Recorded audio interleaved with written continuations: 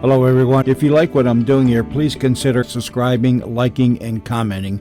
It would really help the channel out quite a bit. Thank you very much.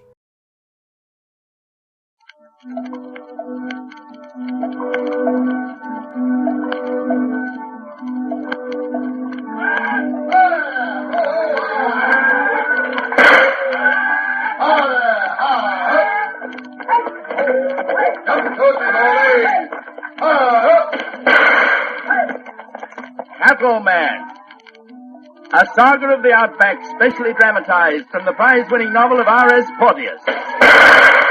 Cattleman.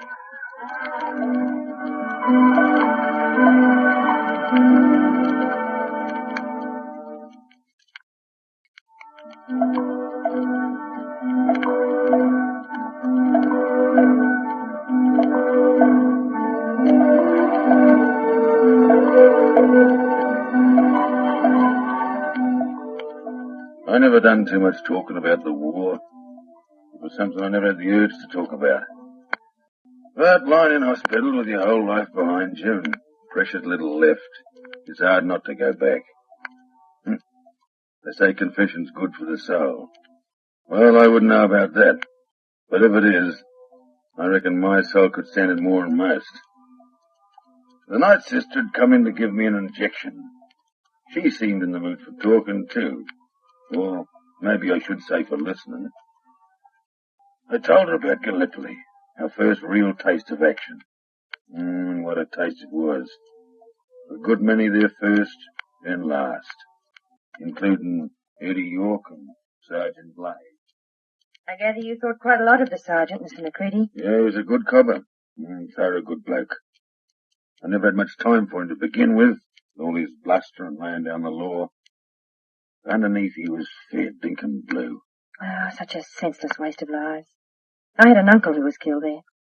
But go on with the story. With the sergeant dead, that left only 3 of you. Well, there's not much more to tell. Somehow or other we managed to hang out till the order finally came to withdraw. They got us off. How, I'll never know, but they did. Patched us up and shoved us in the desert to recuperate. Desert? Yeah, Egypt. For long enough we were stationed just outside Cairo. Only good part of it was we were given horses. The rest our world consisted of flies, sand, blistering heat, and the kind of monotony you can only find in the desert. Nothing to do and all day to do it in. Wasn't there any fighting? Only fighting we saw was amongst the boys themselves, when tempers got frayed and fists started flying. Or when we got into Cairo on leave and the MP started throwing their weight around. Of course, when it come to brawling, me and Danny was in our element. If he was as big as you must have been a formidable pair. We could generally hold our own. It used to cost us, though. Cost you? There was an English colonel in charge of the outfit. Mallard, his name was. Colonel Archibald Mallard, DSO. He had a system of fining us if we got into trouble. Fining you money? Yeah. That was apart from throwing us in clink. His idea was to keep us broke. Then we couldn't afford to go into Cairo in the first place. That way, he reckoned we'd stay out of bother. And did you? We got on him more than ever. Oh, he was a tough man, that colonel. I remember the first time we crossed swords. I'd overstayed me leave. Next morning I was dragged up before him like a kid in school about to get 6 at the best.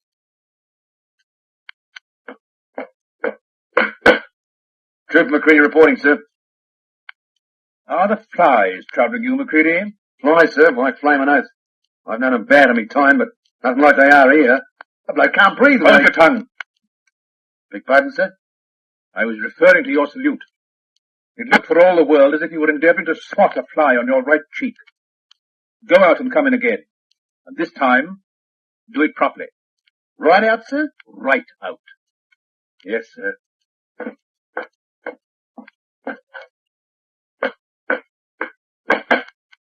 Troop McCready reporting, sir. Are you aware that you are improperly dressed, McCready? Sir? You have a button missing from your shirt. Huh? Oh, so I have. When did that happen? Among other things, you've been charged with assaulting 3 military police. Possibly it occurred during the struggle. They got no regard for the King's uniform. Silence! I have no love for MPs, McCready. But I'm hanged if I'm going to have the good name of this regiment spoiled by you or anyone else. Well, sir, you think... Will you be silent?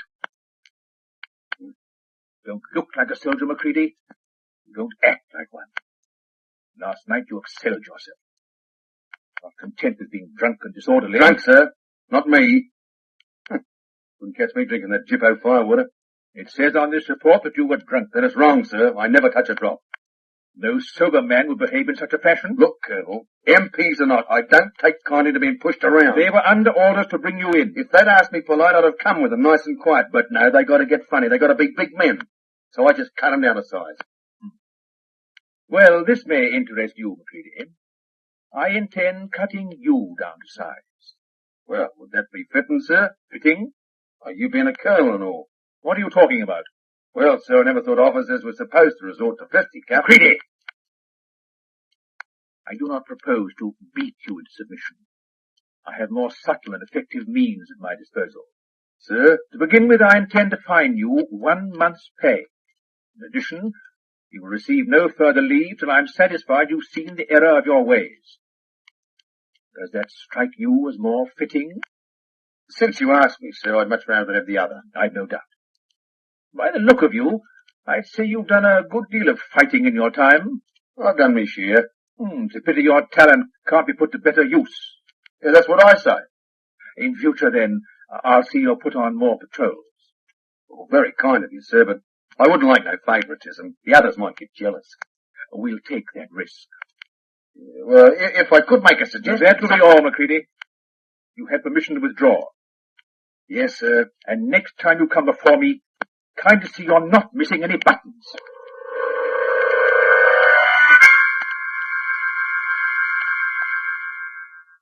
Hey, boss! Boss!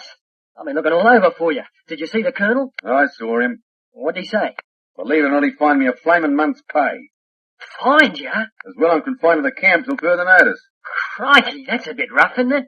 You know, I got a funny feeling me and the colonel aren't going to get along too good. I don't think he's my type. Yeah, he's got a reputation for being hard to get on with. As well as everything else, he's going to shove me on patrol more regular. Oh, gee whiz, those flaming patrols. What's the point in them? That's what I'd like to know. Playing nursemaid to a string of mangy camels. We're supposed to see they get where they're going safe and sound. Yeah, well, who's going to stop them? All the ones I've been on, we've never sighted a soul. Over one sand hill, up the next. Those lousy brutes upsetting the horses. I don't reckon I'll ever get used to them. It's the smell that bothers them. Yeah, and the noise. Rumbling and belching, they never let up. Yeah. Still, I reckon they got cause to be bad-tempered. Having to spend their lives tramping around this flaming desert. Yeah, that's all they know. A desert. Yeah, I'm getting a bit the same way myself. Seems we've been here most of our lives, too. You know, it just don't make sense to me. What's that? Keeping us here. Look, what are we supposed to be doing? We haven't had so much as a smell of action since Gallipoli. Yeah, there's plenty to say we was well off. Better to die like Eddie and the Sarge than die of boredom. It's about time you had another letter from Mum, isn't it? Well, with the mails as they are, you never know what's going on. Ship's been sunk every day. You can bet a good half of the letters written never get where they're supposed to. I wonder how things are going back home. Well, I got no worries with Dan looking after things. It all seems so far away. Sort of like in another world. Yeah. Oh, well, I reckon it can't last too much longer. It shouldn't be that long before it's all over. We can go back and pick up where we left off. Go back and pick up where we left off. It was a good thought, sister. Even if that's all it was. I imagine you all needed something to cling to. Yeah, to stop us going off our heads. Funny how clear it still is in my mind, like it was only last week. If I close my eyes, I can feel that desert sun scorching me face. Feel the sand under me boots, red hot. Oh, I hope you're not running a temperature. You do feel a little feverish. Oh, your hand feels good. Nice and cool. Oh, I think you'd better have that injection now. It'll make you sleep. Sister, I told you. I'm not having no blunt down needle shoved in me leg, not for you nor nobody. In your arm, Mr. Macready, not your leg, and it's not blunt. Now, please, let's not have any fuss. It won't hurt, I promise. Yeah, you nurses and your promises, I know all about There. it. Oh! That wasn't so bad, was it? Trickery. You win a man's confidence, then knife him in the back. Here, let me fix your pillows for you. Better? No, not high enough. Well, we'll soon fix that. There now. Oh, in all my life I've never known so much fussing and fiddling and messing about. I don't imagine you've ever spent too much time in hospital. Oh, if this is any sample, praise be to heaven that I haven't. Oh, it hasn't been that bad, surely. It's been worse. Well, never mind. You'll be out soon enough, as good as new. You reckon? There's an old saying, you can't keep a good man down. A bloke my age isn't much good to anyone. Nonsense. Why, you're still in your prime. Why do you laugh? Oh, if you know me in my prime, sister, you know why. Wild horses wouldn't have dragged me in hospital, I'll tell you that. Well, these days, coming into hospital doesn't mean anything. Plenty of people come here for nothing more than to rest. A few days in bed, it's the best tonic in the world. Yeah. Now, if you're quite sure you're comfortable, I'd better get on with my rounds. I'll look in again in a little while. That there needle don't seem to be taking any effect. It will. I'm more wide awake now than I've been all night. With a sore arm to boot. Are you a betting man, Mr. McCree? Yeah, when I get the right odds. Then I'll tell you what I'll do. If you're still awake when I get back, I'll never try to give you another needle again. How's that? How long are you going to be? No more than 20 minutes. You're on.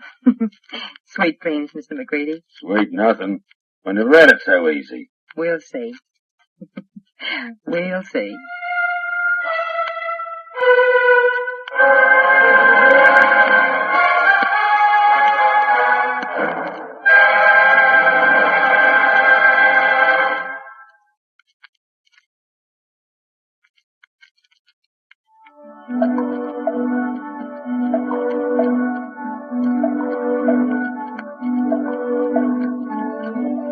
The sister was smiling when she left me. She was still smiling when she came back 15 minutes later. Only I didn't see her. The needle had taken its effect. Cattleman, a Grace Gibson radio production.